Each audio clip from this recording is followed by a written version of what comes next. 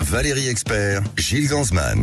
Bonjour à toutes et à tous, bonjour Gilles. Bonjour Valérie. Bonjour Stéphane Delazérie. Bonjour. Merci d'être avec nous. Vous êtes rédacteur en chef de Ça m'intéresse, le mensuel qui propose une nouvelle formule. Que transmettons-nous à nos enfants? C'est à la une: santé, parentalité, valeurs et évidemment une multitude d'informations, de questions. Enfin, franchement, c'est passionnant. Hein. Oui. On va parler avec ça vous. Ça a plus de 40 ans hein, quand même, ça m'intéresse. L'année prochaine, on fêtera nos 45 ans. Exactement, c'est quand même fou, un journal qui tient cette distance-là. Comment vous l'expliquez ? Je pense on s'adresse à des curieux. Nous-mêmes, on est des curieux, et heureusement, la curiosité fait toujours partie de notre monde. Mais aujourd'hui, on trouve tout partout.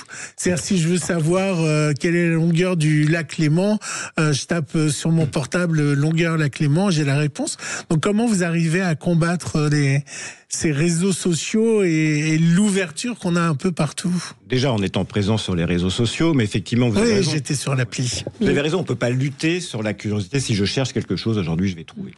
Je pense que nous, on va s'adresser à des personnes qui aussi ont envie de trouver une pochette surprise. Oui, c'est ce que vous dites dans l'éditorial. Ouais. Exactement. C'est la multitude en fait d'informations, la variété, et puis des enquêtes. La différence, en l'occurrence, celle qui est à la une, que transmettons à nos enfants, il y a une enquête, il y a une rédaction. Oui, il y a ça aussi. Ce n'est pas que des infos anecdotiques. On fait des enquêtes, on fait des formats longs, des formats courts, de l'insolite, beaucoup plus sérieux, toujours étayé. Et puis c'est aussi une porte d'entrée pour la connaissance. En fait, on est toujours, on donne envie. On donne des informations et puis on va toujours mettre un petit encart pour aller plus loin. Ça vous a intéressé? Vous voulez creuser le sujet? Allez-y. Mais vous êtes moins scientifique que Science et Avenir. Vous n'êtes pas sur le même créneau. On est moins scientifique parce qu'on est plus large en fait. On s'adresse de tout et on travaille quand même beaucoup sur la société, décrypter les tendances pour mieux expliquer le monde qui nous entoure avec du recul. Ouais. 4e mensuel le plus lu en France de l'univers premium, c'est-à-dire un univers plutôt haut de gamme, 2,5 millions de lecteurs chaque mois, des visites près de 2 millions sur le site, donc ça fonctionne très bien. Donc vous et le podcast qui marche très bien. Et vous allez nous parler de cette nouvelle formule dans un instant, mais tout de suite c'est le zapping. Et oui. Sud Radio Média, l'instant zapping. Valérie, c'est donc samedi qu'aura lieu l'enterrement du pape François après une cérémonie où le monde entier sera présent. Ça va être Sauf Vladimir Poutine. Sauf Vladimir Poutine, mais vous l'aviez dit hier. Et vous aviez raison. C'est the place to be. Hein. C'est limite si on sort pas les cocktails et les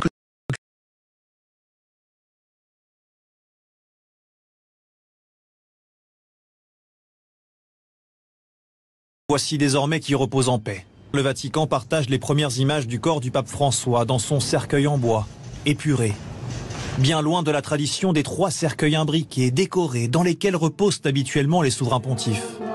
Nous sommes ici dans la chapelle de la résidence Sainte-Marthe du Vatican, là où le pape a vécu depuis son élection en 2013. Nathalie Bécard, la première femme nommée par le pape François à un haut poste de responsabilité au sein de l'Église, fait partie des rares à avoir déjà pu se recueillir auprès du défunt. Ce qui m'a particulièrement touchée dans ma prière aussi, c'est cette humanité du pape et qui a fait voir cette humanité de l'Église. Comme le veut le protocole, les appartements du pape François ont été scellés à l'aide de ce ruban rouge, quelques heures avant la mise en bière de son corps. Alors moi, ça me fascine, hein, tout ce qu'il y a avec l'anneau papal, tout ce qu'il fait. Est-ce que, par exemple, c'est des choses que vous pourrez aborder dans Ça m'intéresse ? Alors oui, mais de façon avec un pas de côté, je dirais, parce qu'on va pas être en frontal avec les télés, les radios qui vont traiter du chaud, de l'actu chaude. Nous, on va essayer de prendre un autre aspect, éclairé d'une autre façon. Là, sur le pape, on ne serait pas revenu sur la mort du pape en tant que tel. Non, c'est l'actu, on vous l'a dit. Non, mais où sont enterrés les papes, par exemple ? Où sont enterrés les papes, ou revenir sur des histoires incroyables de papes. Le moment où il y en avait 3, pourquoi il y en a eu 3. Il y a eu 3 papes, voilà. Oui, il y a eu 3 papes à un moment donné. Oui. Vous voyez, ça m'intéresse. Voilà. Aujourd'hui, Valérie, vous allez sûrement en parler dans vos débats. François Bayrou, Bruno Retailleau et Gérard Darmanin se rendent à la prison de Saint-Quentin-Fallavier, en Isère, en soutien au personnel pénitentiaire qui subit actuellement des attaques, y compris à leur domicile. Hier, France 2 a recueilli le témoignage d'une gardienne de prison dont la voiture a été brûlée. Évidemment, depuis, elle va au travail, la peur au ventre. Cette jeune surveillante de prison du nord de la France a été prise pour cible sur le parking de son domicile. J'ai constaté qu'une des vitres avait été cassée, brisée. La jeune femme porte plainte dès le lendemain. Elle dit n'avoir aucun conflit avec des détenus ou anciens détenus, mais elle fait tout de suite le lien avec la vague d'attaques contre des surveillants de prison. Et c'est aussi la piste privilégiée par les gendarmes. Moi, n'ayant pas forcément de problème à l'extérieur, je me suis dit mais c'est forcément en fait l'uniforme qu'ils attaquent. Et peut-être pas forcément ma personne, mais plus l'uniforme.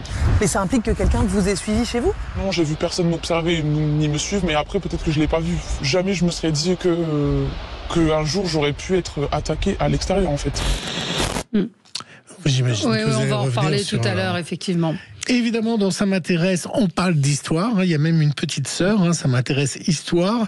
Alors, histoire de revenir sur nos châteaux et nos trésors. Hier, Stéphane Bern était l'invité de C'est à vous. En plus, pour parler de l'Eurovision que des châteaux. Mais il a expliqué pourquoi son combat pour sauver le patrimoine lui tenait à cœur. L'idée que j'aimerais faire passer, c'est que derrière les pierres, il y a des gens. Les gens me disent « Ah, vous sauvez les pierres, vous sauvez pas les gens ». Mais si, moi je les connais, les 150 000 emplois qui sont derrière les tailleurs de pierre, les charpentiers, les couvreurs, les maçons, les électriciens, les marbriers. Je les vois travailler, donc je sais qu'ils ont besoin des chantiers. Puis je vois derrière des femmes et des hommes qui saignent aux 80, des associations de défense du patrimoine partout en France qui sont là en train de se battre. Je vous en prie Stéphane, aidez-nous, sauvez-nous notre petite église, sauvez-nous notre pont, notre lavoir. Et c'est à eux que je pense quand je fais un numéro patrimoine. Je me dis, ces gens-là, ils sont la force vive de ce pays et ils ont envie qu'on pense à eux. Alors, c'est quoi Ça m'intéresse histoire, la petite sœur de Ça m'intéresse? Alors, Ça m'intéresse histoire, c'est un bimestriel, effectivement. Là aussi, on va essayer de faire un pas de côté et nous intéresser surtout à la société, à la vie quotidienne, aux minorités, tout ce qui a été laissé de côté par l'histoire, le récit national. Parfois, on en parlera aussi, mais surtout des récits humains et des choses qu'on n'a pas vues, on croit tout savoir sur l'histoire. Un exemple concret dans on vient de le sortir dernier un numéro. hors-série sur la Seconde Guerre mondiale, qui sont les histoires méconnues de la Seconde Guerre mondiale. Méconnues, peu connues en tout cas, mais vous savez qu'il y a par exemple un Polonais qui s'est fait interner à Auschwitz volontairement pour jouer l'espion, par exemple. Non. Ouais, voilà. Donc, on va raconter des histoires humaines assez fantastiques qui sont laissées, qui sont restées un petit peu dans le placard de l'histoire. C'est vraiment la qui curiosité, le moteur, que ce soit exactement. Ça m'intéresse histoire ou Ça m'intéresse. Tout à fait. Alors, le grand changement d'il y a 45 ans avec le premier numéro de Ça m'intéresse, c'est évidemment la technologie qui a changé et j'imagine que vous avez de plus en plus de pages technologiques. Aujourd'hui, les caméras ont la taille d'une tête d'épingle et elles se nichent dans n'importe quel objet dans C'est à vous. Dans Zone Interdite, ils ont montré quelqu'un qui vend ces objets. Alors, ça peut être dans n'importe quel objet du quotidien. Alors évidemment, Valérie, c'est complètement illégal d'avoir une caméra dans votre tasse ou autre, mais vous allez voir, ça se niche partout, à commencer par des multiprises que vous pouvez acheter dans lesquelles il y a une petite caméra. Connectée à un téléphone portable, la prise multiple se transforme en caméra espion qu'on peut déclencher à distance. On peut avoir aussi une petite gourde de caméra, on pense plus jamais que c'est une caméra. Ça, c'est un purificateur d'air. Vous avez une petite caméra qui est cachée, qui est juste ici. On la voit absolument pas, elle passe très très bien. Est-ce que c'est autorisé ça ? Alors non, c'est pas autorisé. Le côté légal, illégal, nous ce qu'on dit, c'est bien une règle simple, c'est qu'on n'a pas le droit de filmer, d'enregistrer quelqu'un à son insu. Plus exactement, c'est interdit dans les lieux privés. Dans la rue, c'est toléré, mais seulement pour les besoins de l'enquête. Sûrement pas pour être diffusé sur les réseaux, par exemple. Ouais. Incroyable quand même. C'est interdit, mais on peut l'acheter un peu partout. Et là, il y avait, vous savez, les fameuses gourdes maintenant que tout le monde a. Et dedans, en haut, il y avait une petite caméra. C'est qu'on aurait pu traiter. Ouais, voilà, vous parliez de technologie, effectivement. Dans notre nouvelle formule, on a souhaité, si on suit un peu les évolutions de nos lecteurs, et tout bouge très vite en fait aujourd'hui. Ouais. Les attentes, les envies. De décrypter un petit peu. Il y a un intérêt pour les nouvelles technologies. Oui, en tout cas, comprendre quel impact ça va avoir sur notre société. Là, on a effectivement créé une rubrique qui s'appelle Et demain. Oui. Alors, pas du futur prospectif dans 50 ans, mais vraiment demain. Qu'est-ce qui va se passer? Comment nos technologies vont évoluer? Là, on s'est intéressé à la voiture autonome. Est-ce que demain, je vais me mettre dans la voiture, elle va conduire toute seule et je serai effectivement sur le siège passager, tranquille. Donc on décrypte ça. L'autonomie, et qu'on appelle voiture autonome, il y a plusieurs degrés. On a déjà en partie des voitures autonomes, pas comme les taxis qui roulent tout seuls à San Francisco ou à Wuhan, mais Voilà, il y a encore pas mal d'étapes. Il y a encore des étapes. J'ai eu la chance d'être dans une voiture autonome il y a 2 ans sur un prototype de Citroën. Ouais. Ce qui était très drôle, c'est que mon caméraman était paniqué parce que lui, il avait le permis et donc il voyait les pédales et le volant tourner. Et moi, qui n'ai pas mon permis, ça ne faisait rien du tout, c'est parce que j'étais passager. Mais pour quelqu'un qui a l'habitude d'avoir le volant et de tenir la voiture, c'était horrible pour lui. Mais allez voir l'Instagram de Cécile de Ménibus qui est en Chine en ce moment. Il y a un grand événement autour des innovations automobiles et elle était dans un taxi. Elle n'avait pas l'air du tout paniquée, dans un taxi autonome. Je ne sais pas si elle a son permis ici. Si, elle conduit des Formule 1 et tout ça. C'est le 3 avril. Peut-être pas, mais... Si, elle fait des courses. Elle fait des courses de voiture, Cécile. Oui, mais pas Formule 1. Ah, peut-être pas, mais elle a dû essayer. Oui, bien sûr. C'est le 3 avril 1975, il y a 50 ans, que sortait le premier album d'un chanteur au look de Titi parisien, casquette et bandana rouge, qui deviendra culte. Le bandana rouge, c'est un peu comme, vous savez, la marque de Marilyn Monroe. Eh bien, je parle bien sûr de Renaud. Il a sorti un album qui s'appelait Amoureux de Paname, et dans ce titre, il fustigeait les écolos du dimanche. Écoutez-moi, vous les ringards, écologistes du samedi soir. Cette chanson-là vaut pas un clou, mais je la chante rien que pour vous. Vous qui voulez du beau gazon, des belles pelouses, des petits moutons, des feuilles de vigne et des petites fleurs, faudrait... Ça fait 50 ans, vous imaginez ? Eh oui. Ouais, incroyable. Et voilà, on se retrouve dans un instant pour parler de la nouvelle formule de Ça m'intéresse. D'entendre Renaud, les 50 j'aime bien, moi, oui, j'aime bien. Puis c'est vrai que c'est vertigineux quand on se dit que c'était il y a 50 ans, on a l'impression que c'était hier. Voilà. Merci, on se retrouve dans un instant avec vous pour parler de Ça m'intéresse, nouvelle formule. Un auditeur me dit que quand j'étais gamin, j'ai gagné un abonnement à Ça m'intéresse. J'espère qu'il est toujours lecteur, en tout cas. Je ne sais pas, il nous le dira, Stéphane. Merci, à tout de suite. Le 10h midi, Sud Radio Média, Valérie Expert, Gilles Gansman. Sud Radio Média, l'invité du jour. L'invité du jour, Stéphane de Lazéry. On prononce comme ça, c'est bien.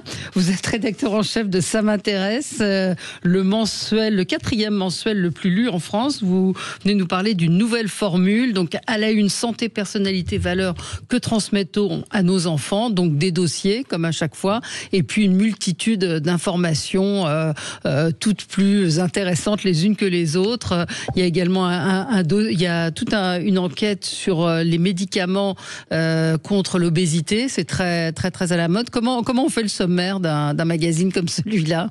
En collectif, d'abord. Parce qu'on est quand même plusieurs à réfléchir. Après, c'est un cocktail, en fait. Voilà, on va essayer de balayer large, essayer de trouver des sujets effectivement qui concernent le plus les personnes ou qui les intéressent indirectement. Par exemple, on fait une enquête sur pourquoi il faut protéger nos haies, qui est à la fois le paysage français, le bocage, les haies disparaissent, pourquoi, il y a des choses qui sont mises en place, mais aussi, si vous avez un jardin, votre haie de jardin, comment effectivement faire, il y a des conseils. Oui, il y a des conseils, c'est-à-dire on évite le béton vert à grands coups de tuyas et de bambou, et on va protéger la diversité, on va protéger effectivement l'humidité de notre terrain, plein de choses. On peut aussi faire, nous. Aujourd'hui, qu'est-ce qui intéresse ? C'est plutôt la technologie, c'est plutôt le quotidien, c'est plutôt des questions économiques. Qu'est-ce qui intéresse justement Un peu tout, à partir du moment où aujourd'hui la lecture d'un magazine tel que le nôtre, ça doit être une bulle de plaisir en fait, parce que sinon on n'a pas le temps.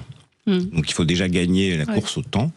Et donner du plaisir, pas être dans l'anxiogène, mais à la fois, c'est pour ça qu'on a un peu structuré notre magazine avec des émotions. Il faut émerveiller, il faut décrypter, il faut découvrir, étonner. Il faut se détendre, étonner. Pour que ça reste agréable en fait. Il y a toujours Stéphane, notre fidèle auditeur, qui dit comment êtes-vous devenu rédacteur en chef de Ça m'intéresse ? Pour le coup, ça m'intéresse. C'est une longue histoire, il nous faudra une grande émission. Mais moi j'ai eu la chance de travailler à Ça m'intéresse dans les années 90 et je suis vraiment tombé amoureux de ce magazine. C'était vraiment le magazine que j'avais envie de faire. Après, le parcours a fait que j'ai fait d'autres choses. Et j'y suis revenu il y a 3 ans. Alors, une nouvelle formule, pour quoi faire ? Et comment on décrète une nouvelle formule ? Il y en a eu une il y a 2 ans. Mais parce que les attentes changent. C'est comme les anniversaires chez Carrefour. On est dans une société où on est bombardé d'informations, où je me rappelle, je fais une aparté, mais j'avais vu une émission sur la personne qui avait inventé le scrolling. Ouais. Il a dit, j'ai inventé la bouteille sans fond pour alcoolique. Quand vous êtes confronté à ça, capter l'attention sur autre chose, oui, c'est compliqué, c'est difficile, c'est un vrai challenge. Ouais. Après, technologie, la santé, tout ce qui nous concerne, on veut comprendre notre société, on veut comprendre ce qu'elle va devenir. C'est une formule quand même pour le scrolling, de dire j'ai inventé la bouteille sans fond pour alcoolique. Hallucinant. Hein. C'est la personne qui a fait le scrolling qui le dit. Oui. Alors, le scrolling, peut-être expliquer ce que c'est que le scrolling. Le scrolling, c'est pouvoir faire défiler sur son portable. Vous êtes sur un réseau et vous faites défiler les infos et vous n'arrêtez plus. C'est un mouvement perpétuel. Exactement. On est confronté à ça. On est confronté effectivement à de l'information qui arrive, gratuite, qui arrive de tous côtés. Et nous, il faut qu'on essaye de coller aux attentes du lecteur, qui change aussi. Ça change très. Donc, nouvelle formule, vous dites cette rubrique et demain. Oui. Ça, c'est important parce qu'il y a de l'inquiétude, du questionnement. De l'envie de comprendre, de mieux avoir les éléments clés pour se faire une opinion. On ne donne pas d'opinion, on donne juste des éléments, des façons d'aller plus loin aussi pour ceux qui ont envie, mais on va aussi décrypter des tendances de notre société qu'on ne voit pas forcément, mais qu'on subit. Oui, non, je regardais, je scroll, ça m'intéresse absolument. Non, mais par exemple, vous êtes allé au cinéma, je pense tout le monde, on s'est dit, nous, tiens, il y a de plus en plus de biopics. Pourquoi ? C'est une vraie tendance ? Oui, c'est vrai. Pourquoi ? Depuis quand ? Il y en a toujours eu. Mais c'est ce qui est intéressant dans Ça m'intéresse, c'est la diversité des sujets. C'est-à-dire qu'on passe de la Sagrada Familia à la transmission, donc qui est votre très gros dossier, de savoir est-ce que l'histoire familiale se transmet, comment est-ce qu'on transmet la génétique. Enfin, il y a plein de les prédispositions génétiques dans les maladies, l'inné, l'acquis. On parle de psychogénéalogie, jusqu'où effectivement c'est prouvé, pas prouvé. On va balayer effectivement très large. Je pense que la définition, un petit peu, on se comporte comme des enfants de 8 ans, mais en étant adultes, en fait. Avec la même curiosité. Alors, vous appartenez au groupe Prisma, qui a été racheté par le groupe Bolloré. Et il y a une dizaine de jours, le groupe Bolloré a annoncé très clairement qu'ils allaient faire appel pour leur plupart et pour leurs journaux à l'intelligence artificielle. C'était une décision qui était assumée et que plusieurs journaux on remplace les journalistes par l'intelligence artificielle. Quelle est votre position Alors, je ne vais pas, évidemment, vous n'êtes pas un dirigeant du groupe et que rédacteur en chef, et donc je ne vais pas vous impliquer dans une décision de groupe, mais à votre niveau, quel est votre regard de rédacteur en chef de faire appel à l'IA pour Ça m'intéresse ? Alors, il y a deux aspects. Il y a l'IA qui peut être au service des personnes. On peut le voir en santé, pour effectivement croiser des diagnostics, etc. Il y a une vraie aide. L'IA, elle est en plein développement. Elle fait partie de notre vie aujourd'hui, en fait. Donc il faut prendre ça pour acquis. Oui, mais est-ce que vous prendriez et publierez des articles fabriqués par l'IA ? C'est ça ma question. Nous, on n'en est pas dans le monde, encore là. Pour l'instant, effectivement, mais même au niveau du groupe, ou de ses salariés journalistes, on est formés. Quand même. Oui, alors après, il y a eu aussi pas mal de tests qui sont faits aujourd'hui. Pour l'instant, il n'y a pas, je crois, de décision en disant on va publier du print avec de l'IA. Ce qu'il faut aussi voir, c'est un outil pour moi, c'est un outil. Est-ce que c'est une aide ? On va tester ça, on va regarder. Mais n'oublions pas que derrière l'IA, il y a toujours un humain en fait. Il y a toujours un humain qui crée l'idée, il y a toujours un humain qui vérifie les informations, il y a toujours un humain pour réécrire, éditer, etc. Ça peut être un sujet pour Ça m'intéresse d'ailleurs, non ? Alors, on traite régulièrement on a fait un dossier IA justement, alors pas sur notre métier en tant que tel, mais on a fait un dossier il y a 2 mois sur l'IA, tout ce qu'elle pouvait changer en positif. On peut toujours voir, nous on a quand même toujours cet aspect de regarder les choses positivement en fait. On masque pas les choses, on masque pas le négatif, mais c'est pas ce qu'on attend. Mais est-ce que c'est l'avenir à votre avis ? Est-ce que vous pensez que à terme les journalistes vont être remplacés par l'intelligence artificielle ? Non, je crois pas, mais je dirais qu'il y a une vraie révolution technologique de la même manière que pour le papier, à un moment donné est arrivé des mises en page avec des logiciels de mise en page. Voilà. Et c'est à nous je pense que c'est vraiment à nous, journalistes, de nous approprier cet outil et d'en fixer les limites. Et puis la marque se déploie évidemment sur le web, sur les applications, évidemment sur des podcasts. Et on a également des vidéos, faites également des vidéos, et ça donne ça. Toutes les nuits, vous pestez contre votre partenaire qui fait un courant d'air en tirant la couette, grince des dents ou ronfle à en faire trembler les murs. Comme 40% des Français, vous souffrez de troubles du sommeil. C'est bien normal. Dormir à deux est une aberration. Chaque nuit, nous faisons en moyenne 40 mouvements. Et quand l'un se retourne dans son sommeil, il y a une chance sur deux pour que l'autre change à son tour de position. Les ronfleurs sont un véritable fléau. Un homme sur 3 et une femme sur 6 font du bruit en dormant. Et pour ne rien arranger, en 30 ans, les femmes ont pris 2 cm et 2 kg et les hommes 5 cm pour 5 kg. Résultat, on ronfle encore un peu plus et on a moins de place dans le lit. Des études menées à l'université de Surrey en Angleterre ont montré qu'un tiers des Britanniques dorment moins de 5 heures par nuit à cause des mouvements de leur partenaire. Un chemin de croix quand on sait que l'on passe en moyenne 24 ans de notre vie à dormir. Alors d'où nous vient cette idée saugrenue du lit partagé ? De l'Église catholique, qui fait du mariage un sacrement au XIIIe siècle et impose dans la foulée le lit conjugal dans tous les foyers. Maintenant, vous savez. Un son de 55 secondes, et on a appris tellement de choses en 55 secondes. On a appris que ça venait de l'Église catholique, du fait qu'on soit à deux, le nombre de mouvements qu'on faisait dans un lit, qu'on se réveillait et qu'on dormait moins de 5 heures si on était à deux. C'est ça en fait la formule de Ça m'intéresse. C'est ça, et puis ça doit vous donner envie d'aller creuser, je sais pas, soit la taille du lit, soit les ronfleurs, soit l'histoire du lit, parce que l'histoire du lit, au Moyen-Âge, on dormait aussi à plusieurs dans un lit, et on dormait de façon fractionnée. Et vous êtes toujours passionné, on sent que ça... Ah oui, c'est infini. C'est infini. Voilà, c'est infini. Est-ce qu'aujourd'hui les jeunes sont aussi curieux qu'avant ? Alors les jeunes sont moins des lecteurs de presse magazine, on le sait, clairement.